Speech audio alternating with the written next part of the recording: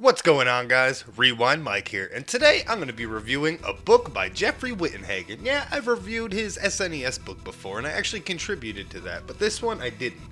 It's the NES Oddities and Homebrew Revolution. Basically, what the book consists of is games from all over the world. A lot are exclusive to other regions, and the homebrew games, which we don't really know about. There's so many, and he goes into great detail.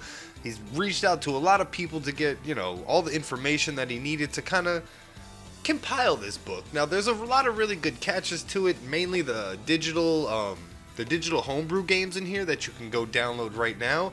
And there's a section here of hand-picked Famicom games that you don't even need to know Japanese to play. So, without further ado, I will tell you guys about the book. This book was made by a gamer who's hardcore into collecting, so it feeds into both aspects by not only giving you a bit of information, but also lets you mark what you already own. Now, a lot of people have complained about this, but it's not an item that will increase in price. The value comes from within. First up, unlicensed games. These are often considered to be badly programmed. You know the ones. They shipped on a strange looking cart with some odd color. Games like Action 52, Cheetahman 2, and some less known titles like Linus Spacehead's Cosmic Crusade. It's here where we can basically recall the early black market games for the NES. As we all know, the NES didn't do well in PAL regions. That didn't stop developers from releasing exclusive titles in those areas. A handful of the games we shared were actually censored for one reason or another. Blue Shadow is actually Shadow of the Ninja in North America, and Ninja Gaiden was called Shadow Warriors.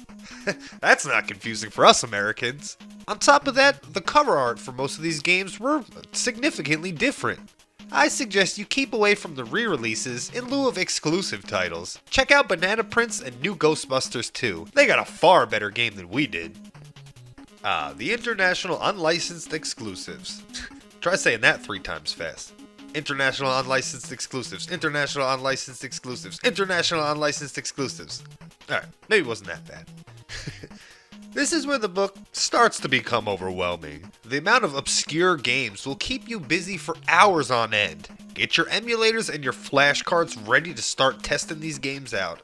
That's one thing I can say. This book will make you want to play games. If that makes sense. The next 52 pages detail a lot that I'm gonna squeeze together.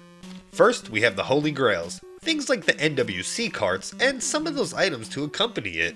The M82 demo unit, and some of these yellow carts used to test the hardware. You've probably seen these things at conventions. Next we have some of the US variant arts, like the widely known Gun Dot Smoke and those classic series re-releases. The Nintendo Verse system, which was their first attempt to bring those games we love to the arcade. Doing a little the old reverse make more money process. They nickel and dimed you for those lives. And then we had the Play Choice 10, Nintendo's definitive answer to the problems that the Nintendo VS system had. It was the same arcade process, but they added things to certain games. Then the book hits you like a storm!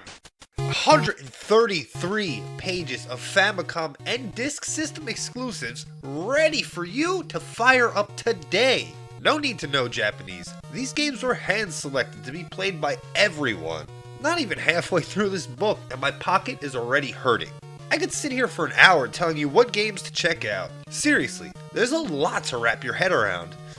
That's close to 400 games. If there is any one reason to buy this book, I would say this section covers that corner.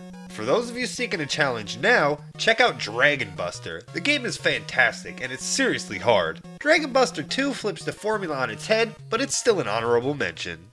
These next few sections offer a minor reprieve from the insanity. Accessories can be a fun way to enhance the game, but that wasn't always the case. Here we see some of the highs and lows of those brave enough to experiment and break the boundaries of gaming. Or just break the game altogether. I'm looking at you, Roland Rocker. Then we come to the Homebrew Revolution. It's basically a write-up on the history and evolution of people still developing NES games to this day.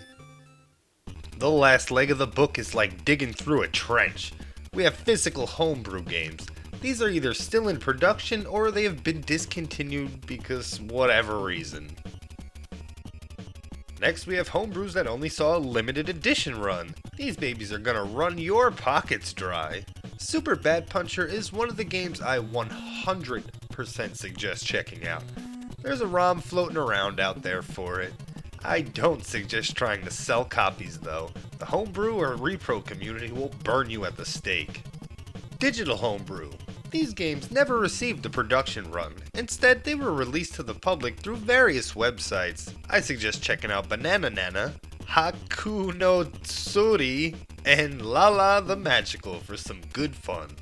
And the book finally closes with homebrews that are still being programmed or ones that are stuck in development hell. And that's the NES Oddities and Homebrew Revolution book. What did you guys think? Was there enough information there to whet your palate? I mean, just with those Famicom games alone, man, it's like 3. It's so many games. Anyway, like I said, if you guys did, find any interest in this book, you can search the description down below. I'm going to leave a link in it. And Jeff's written a lot of books. A lot more than this. I've got a ton of them. I don't have them all yet. It's still something I'm working on. Anyway, I hope you guys enjoyed this. I hope it was informative and it helped you out. And I'm Rewind Mike. Thanks a lot for watching.